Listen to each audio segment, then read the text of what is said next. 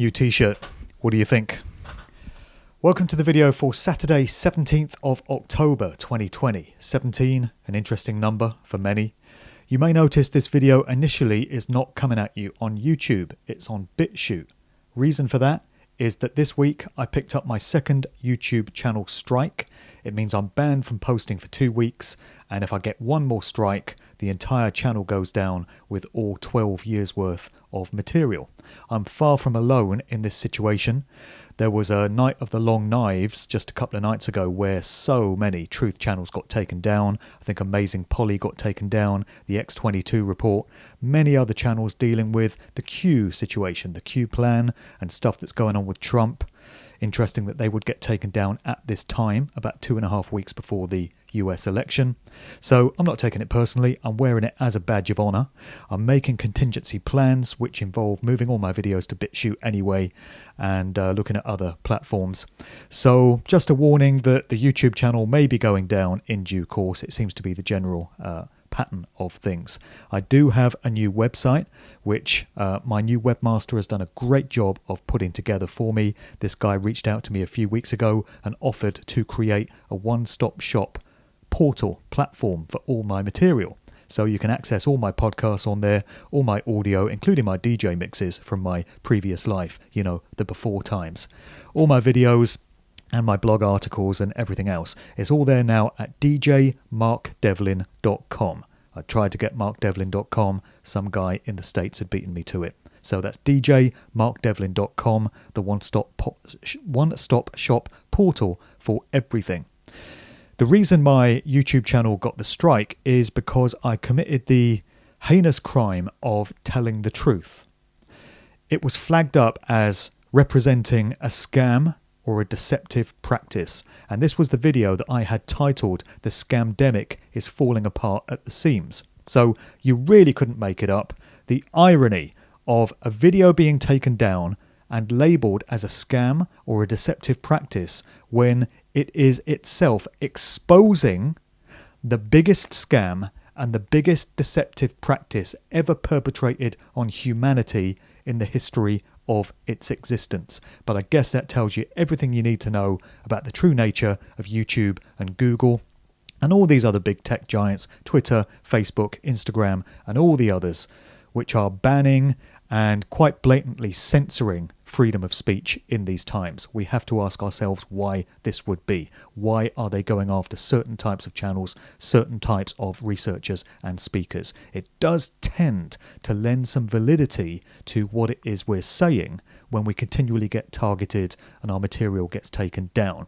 If we were unhinged nutters just spouting nonsense with no foundation to it whatsoever, would they really bother with us?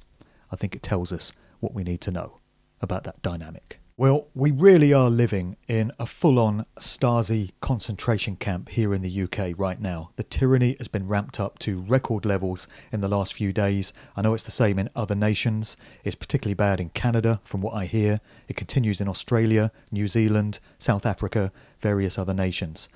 In the past few days, there was a bill put through UK Parliament which basically allows the government authorities here of all kinds, including the Gambling Association, the Food and Drink Authority. Why they would need these kind of powers is anyone's guess, but it basically gives them the right, under their own laws, to do whatever they want. They can break into your house, they can force your door down, they can take you away against your will to a place of detention, they can torture you, they can murder you. It's incredible that documents of this nature are actually being made public and put out there for all to see, where they're fully announcing what they believe they have the right to do. Anyone at this stage in the game who still thinks this is about the government keeping us safe from some virus is quite frankly beyond all hope and salvation. Anyone who's still labouring under that delusion, anyone that's still buying all the fear-based mind control and propaganda of the mainstream media is best left to their own devices. Don't waste any more time, effort or energy on them. They're going to have to find their own way in this. We've tried reaching out to these people. We've tried being the voice of reason these past several months. Anyone that still can't see it is a lost cause. Now, one good thing is that many more people obviously are coming on board on the side of truth. They finally acknowledged that there's something desperately wrong with what's being done to us here. It goes way beyond what the government is claiming, and we're getting many new recruits.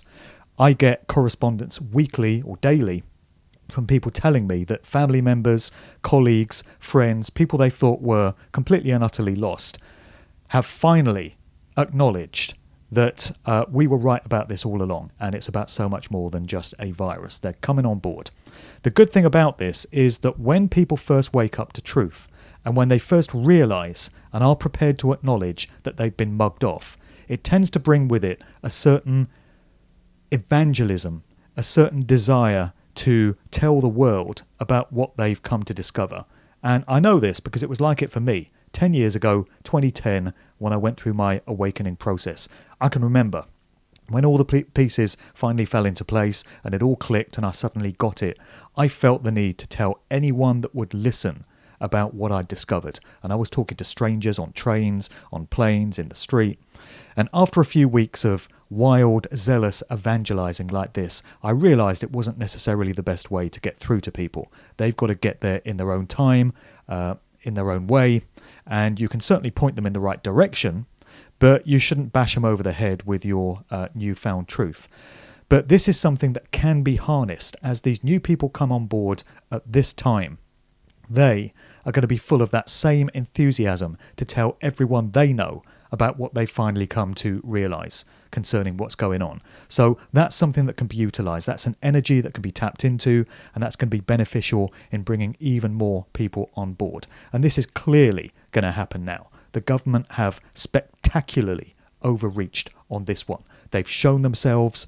Their true nature is exposed for all to see, and it is going to become their undoing. Every now and again, I take a look at normie chat threads. There are certain people whose Facebook profiles I check out because they've always been known to be mainstream thinkers. They've accepted the official version of everything. And these people are now starting to realise that this monumental scam is designed to take away our rights and freedoms. There is no foundation for it in science. There's no foundation for it in morality or right action.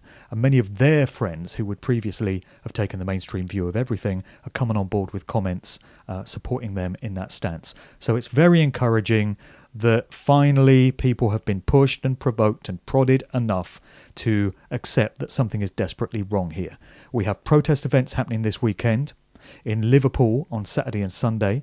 It's going to be a lot of energy being harnessed in that city, I tell you. They chose the wrong city to mess with in trying to put Liverpool on lockdown. The Scouser spirit is really going to rise to the fore there. People are not going to be having it. They've done the same thing in Manchester. The Manx are going to be rising up as well. Same thing in Newcastle, the Geordie spirit coming through. You notice all these cities, all these regions they're putting on lockdown are heavy working class areas largely. They've got ethnic populations, large Asian communities, large black communities, and that is why these places are being targeted.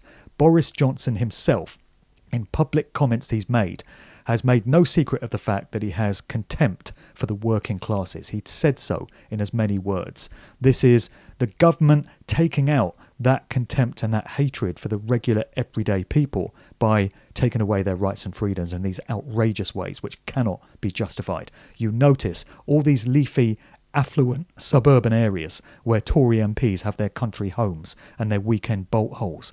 None of these are getting put on lockdown. The Cotswolds is just fine at the moment, from what I hear.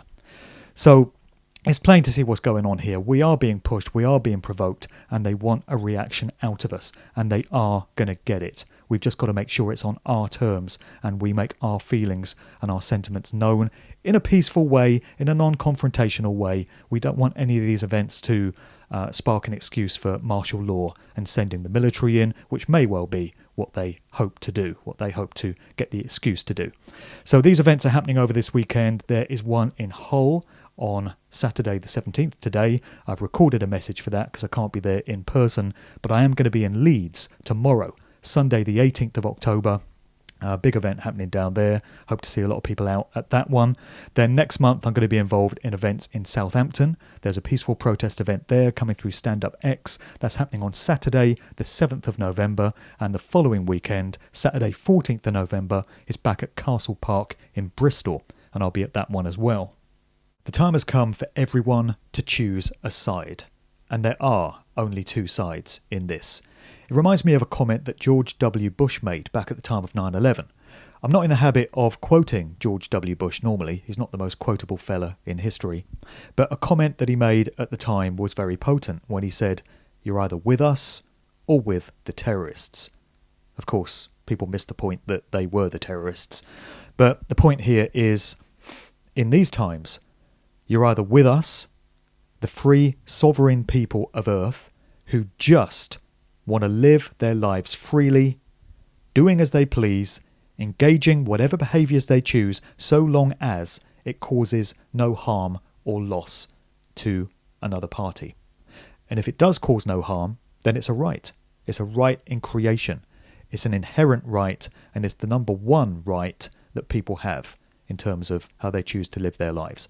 So you're either on that side, or you're on the side of the evildoers and the tyrants that are seeking to take all that away. And if you comply and cooperate with these evil agendas, then you are unwittingly siding with that party, with the enemy.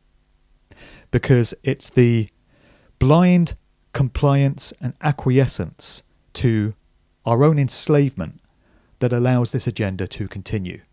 The moment enough people step on the side of freedom and resistance and say no more, we're not doing it, we're not taking it, we're not living like this, we're saying no, what you're going to do. That's when the game changes. And a key thing in all of this has to be getting through to those who are enforcing the tyranny and the taking away of people's rights under whatever guise. So that would include the police that are turning up at these events and instigating violence, instigating chaos where it didn't exist before. These are peaceful gatherings. People are expressing their right to live freely. And many of these order followers are just steaming in there and enforcing the tyranny of their overlords without considering for themselves what they're really doing. Because at the end of the day, when these police officers go home, take off the uniform, take off the high-vis jacket and hang it up, they become just another flesh and blood man and woman like the rest of us. They have families, they have children. They and their own families are going to have to live in the type of society that they're helping to usher in. Don't these people enjoy going out and living as they please? Don't they enjoy leisure time? Don't they enjoy going to pubs and restaurants and bars and clubs and gyms and cinemas and theatres? Don't they like having the choice to do that? Don't they see that they're harming themselves and their own family's choices in enforcing this madness, which cannot be justified? The lie fell apart many weeks ago of this scamdemic. All it needs is 5 minutes at an internet keyboard and a mind capable of critical thought to be able to see that this whole thing is a monumental scam. So the minute these police start refusing to enforce these rules, and it may involve the loss of their career, they may have to sacrifice their salary and their pension plan. But in extreme times such as this, that is what it comes to for many people. How many people have already lost their jobs, their livelihoods? How many people have lost businesses that they've spent their entire lives building up, and they've lost it through no fault of their own, through the imposition of this tyranny at the hands of the agents who actually go in there and put it into physical manifestation, the police, the order followers. These people need to take a long, hard look at themselves in the mirror. They need to do some soul searching, and they need to ask themselves what they, through their chosen actions, are enabling. There's always another choice. There's always another way. It will be remembered the side that everyone came down on when all this is done. It will be remembered those who meekly and obediently acquiesced with enslavement and tyranny and helped that to be instigated for everyone else. They helped pave the way for everyone else's rights and freedoms to be taken away because they wouldn't stand up for their own. These people will be remembered. And the ones who did stand up for right action and did what they knew to be correct will be remembered too in the wake of all of this. The real heroes, when these times get looked back on in the future, are not the ones we've been entrained to think of as heroes. It's not the NHS workers that we were all told to clap like performing seals for earlier in the year and bang pots and pans because they were supposedly doing such a great job. Whereas in fact, so many of them themselves have said that far from being overrun in hospitals that were war zones, they were so bloody bored because they had so little to do because the hospitals were in fact empty that they had time to make TikTok videos and practice dance routines. They're not the heroes. The real heroes are the ones who have stood up to be counted, who have stuck their head above the parapet, who have stood in what they know to be right action. There's many of these engaged on board now. Many of brothers and sisters out there doing great work, and many more are joining our ranks every week. How could it not be so? That is the dynamic that we have happening right now. What we have also in all of this, I've mentioned that there's elements of satanic mockery going on. There's elements of ritual. That's what the mask wearing is all about. This is a part of satanic rituals employed by these dark occult overlords who are running the show, the narratives, the architects of this narrative. The wearing of masks, the distancing, the standing 6 feet apart, the standing behind lines, all of this that's being done to us is part of satanic ritual activity.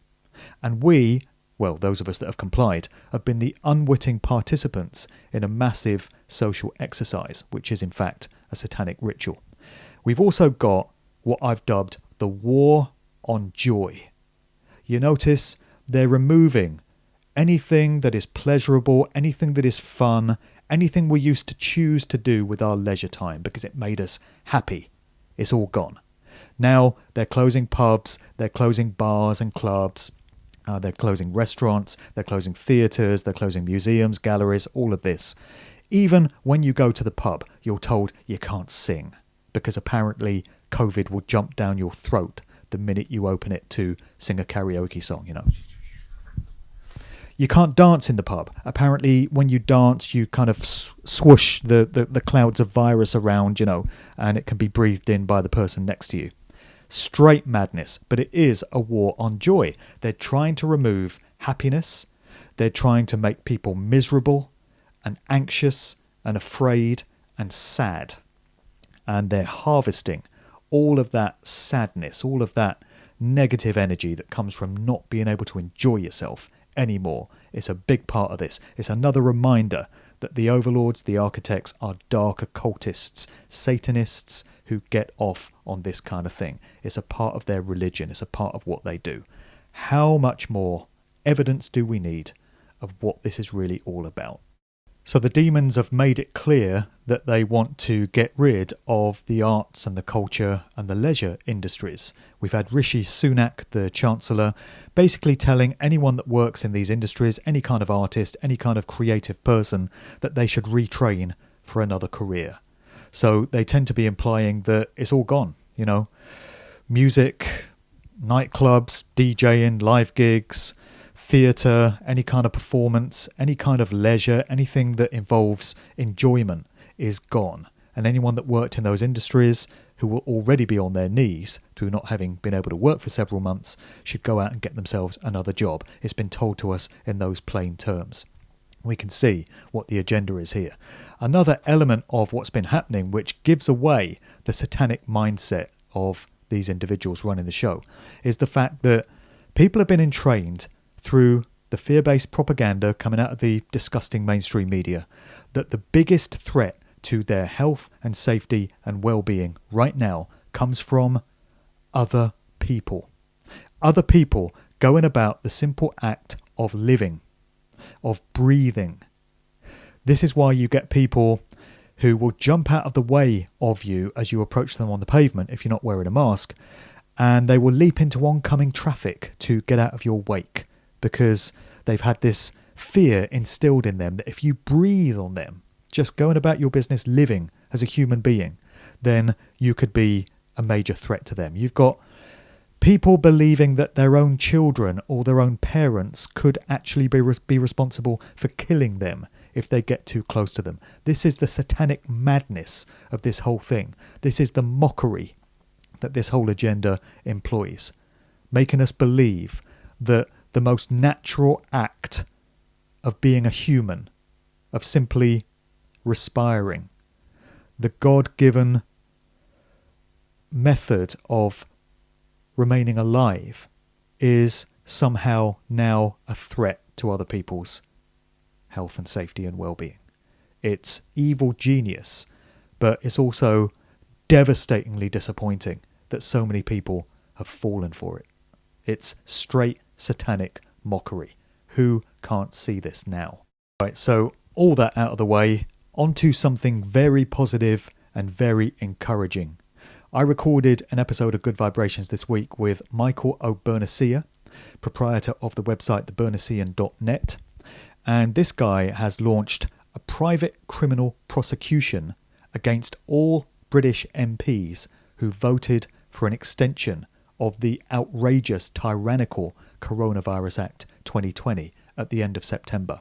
So each one of these individuals has been served notice of a private prosecution that's going to be brought against them personally. And Michael states that he's got a top barrister, he's got other QCs, other legal representatives on board, many others wanting to offer their assistance free of charge because they've been just waiting for somebody to launch this kind of action. They can't launch it themselves, but when they're invited to come on board and represent the people or whoever's bringing this action, they've been waiting for that opportunity. So in the Good Vibrations episode that I put out this week, I will put the link to it in the show notes below. Naturally, it's not on YouTube because I've been taken off, but it's on my Bitchute. You can catch up with the entire story and listen to Michael O'Byrnacia talk about this landmark case. So I asked him what chance there is of this actually being made to stick and it actually resulting in legal action being taken against these MPs under common law. The whole thing's being done under common law courts, utilising the powers of the British Constitution coming through the Magna Carta. And he stated that there's a very strong chance of many of these MPs being called to account for their actions and held in judgment for it. Very interestingly, just a few days after he launched this action, Chris Green, parliamentary secretary and an MP for Bolton, resigned his post, and he wrote a letter to Boris Johnson, which has been made public, in which he stated that in all good conscience he could no longer be a part of what this government is doing to its people. They've overstepped the mark. They've gone way outside of their remit. We've got to hope that that might lead to other MPs starting to get a little bit worried and feeling the need to jump ship and disassociate themselves from what they've been a part of so far. Michael is certainly hoping that many more will follow in Chris Green's wake. They have been offered a kind of get-out clause. Those that want no part in what is to come have been offered the opportunity to renounce what they've been a part of and resign their post. Those that don't will get the full weight of the common law action filed against them. This one looks like it's really going to go somewhere, and it's one of our greatest hopes yet of seeing some of these treasonous traitors brought to justice. And if many of them do end up getting this action applied to them, it will be interesting how the mainstream media deals with it, because they're not going to be able to ignore it. They're going to have to address it in some way. Maybe the entire scamdemic narrative will start to fall apart at that point. Anyway, I encourage everyone to give the episode a listen and please share it far and wide, because it's just about the best news that's come out of Britain in the last few weeks. Other than that, I recorded a show just a few days ago also with Clive de Carl. Clive is a guy who's very up on natural health and how to look after yourself from a holistic point of view. So Clive interviewed me to get my thoughts on current events, and we recorded that show together, which will be out in a few days. As soon as it is, I'll put the link on djmarkdevlin.com, the brand new portal, which is the one-stop shop for all my work. And I'm going to have Clive de Carl jumping on my podcast in a couple of weeks, and I'll be asking him all about how people can look after themselves physically, emotionally, mentally, and fortify themselves for these testing and challenging times. I've also recorded a new show with David Whitehead. So Dave was a guest on my podcast a couple of weeks ago. I've now jumped on his. We had another great conversation about stuff that's going on. And I am going to be recording a new podcast with Charlie Freak. I've been chasing this one for a few weeks. It hasn't happened, but I've pinned down a date for next week to record a new show with Charlie. We're going to be talking about everything that's happening in America right now with Trump as we draw ever closer to the American election. Going to have a lot of questions for Charlie. I really want to go in on some of the things he's been saying lately and get him to clarify some of this information. So I'm going to have a lot of very scrutinizing questions for Charlie, but watch out for that one coming soon. I still have this instinctive feeling that the whole COVID narrative is very closely tied to what's going on in America. It's very closely tied to the 2020 election and attempts to derail Donald Trump's chances of getting a second term in office. We're now very close to that event if the election does take place on the 3rd of November and isn't pushed back to a further date. There's been developments this last week. People may have seen that a CIA whistleblower has come forward, apparently with documentation, which is very damning of the Obama regime and Barack Obama and Hillary Clinton in particular, concerning the SEAL team that is said to have taken out Osama bin Laden at his compound in Pakistan back in 2011. The problem with that whole story is that in fact bin Laden died 10 years earlier, at the end of 2001, very shortly after the events of 9/11. By 2011, he'd been dead for nearly a decade. But the official story goes that this SEAL team took him out at this compound on the orders of the Pentagon, of Obama, and this was seen as a huge boost for Obama's ratings in the polls in preparation for the 2012 election. The story now goes that that SEAL team unit, whose helicopter just happened to blow up, killing them all at a future event, that hit was ordered, so this whistleblower says, by Obama and Clinton, who specifically wanted to take this team out so that all trace of their mission and any ability they would have to speak about what they're involved with would go with them. If this story were to make it through to the mainstream and networks were to cover it, it would be absolutely explosive, excuse the pun, and it would be a real game changer in really exposing the Obama administration and the Democrat Party for their true nature. There's other stuff concerning Joe Biden and particularly his son Hunter Biden, which is poised to come out as well in terms of stuff they've been involved with, and the former CIA director John Brennan. So if all this stuff on Hunter Biden, Joe Biden, Brennan, Obama, Hillary Clinton does get through to the mainstream at this time, it could be hugely damaging to the Democrats' ability to have any kind of success in this forthcoming election. So this is all stuff that's worth watching, as we have about 2.5 weeks left now until the 3rd of November if the election does take place on that date. So that's pretty much it for today. Tomorrow, Sunday 18th, I'm going to be in Leeds. Then there's going to be further events happening through November. And interesting times, folks. Interesting times. As I said earlier, everyone must now choose a side. And it will be remembered, the choice that everyone made. Monumental times that we're all a part of. Whether we consented to it or not, I guess on some level or other, we must have done. But there'll be much more to say as the days progress. Keep watching the Bitchute channel. I hope to be back on YouTube within about a week and a half if they don't remove me straight away and delete the entire channel. Otherwise, everything else is at that one-stop shop portal, which now resides at djmarkdevlin.com. Stay strong, stay committed, because we are going to win this. There's no doubt about it now. The evildoers have overreached, and it will be their undoing.